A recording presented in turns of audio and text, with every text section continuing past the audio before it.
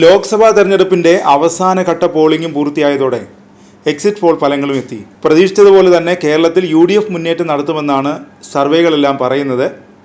BJP ലോക്സഭയിലേക്ക് account തുറക്കുമെന്നും പറയുന്നുണ്ട്.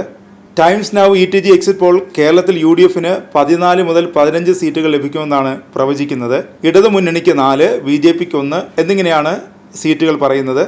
തൃശൂർ സീറ്റിൽ BJP വിജയിക്കുമെന്നാണ് പ്രവചനം. നേരത്തെ പുറത്തു വന്ന സർവേകളും സമാനമായ പ്രവചനമാണ് നടത്തിയിരുന്നത്.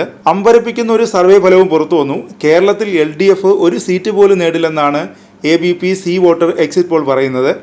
NDAക്ക് 1 മുതൽ 3 സീറ്റും അവർ പ്രവചിക്കുന്നുണ്ട്.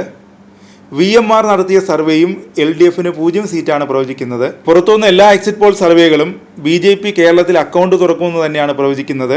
വിവിധ സർവേകൾ പറയുന്നത് ഇങ്ങനെ: ടൈംസ് നൗ ETG UDF 14 മുതൽ 15 വരെ സീറ്റുകൾ, LDF 4, NDA 1. ABP C voter UDF 17 മുതൽ 19 വരെ സീറ്റുകൾ, LDF 0, NDA 1 മുതൽ 3 വരെ സീറ്റുകൾ. India today axis my India UDF 17 മുതൽ 18 വരെ സീറ്റുകൾ, LDFന് 1, NDA 2 മുതൽ 3 വരെ സീറ്റുകൾ.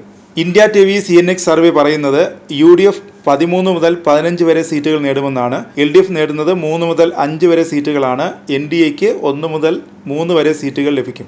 TV9 പറയുന്നത് UDFന് 16 സീറ്റും LDFന് 3 സീറ്റും NDAക്ക് 1 സീറ്റും ലഭിക്കുമെന്നാണ്. VMR സർവേയാണ് LDFന് 0 സീറ്റുകൾ പറയുന്നത്. UDFന് 19ഉം NDAക്ക് 1 സീറ്റുമാണ് VMR പ്രവചിക്കുന്നത്. ഇങ്ങനെയാണ് വിവിധ സർവേകൾ സീറ്റുകൾ പ്രവചിക്കുന്നത്.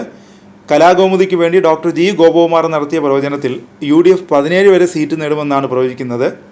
BJPയിൽ തൃശ്ശൂർ ജയിക്കുമെന്നും LDFന് ആലത്തൂരും മാവേലിക്കരയും ലഭിക്കുമെന്നും പ്രവചിക്കുന്നുണ്ട്.